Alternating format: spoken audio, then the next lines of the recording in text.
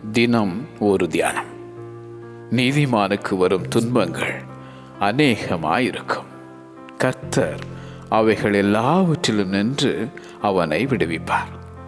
சங்கீதம் 34:19.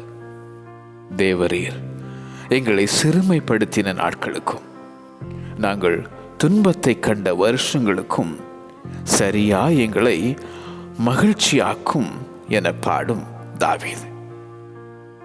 நீதி நிமித்தம் துன்பப்படுகிறவர்கள் பாக்கியவான்கள், பரலோக ராஜ்யம் அவர்களுடையது என்றார் ஆண்டவர் இயேசு.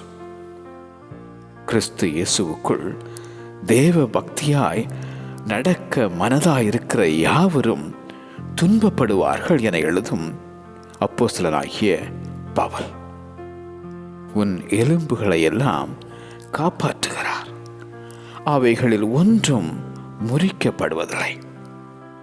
துன்பங்களை கண்டு துவண்டு விடாதே, உன்னை விடுவிக்கும் அந்த வல்ல தேவன்.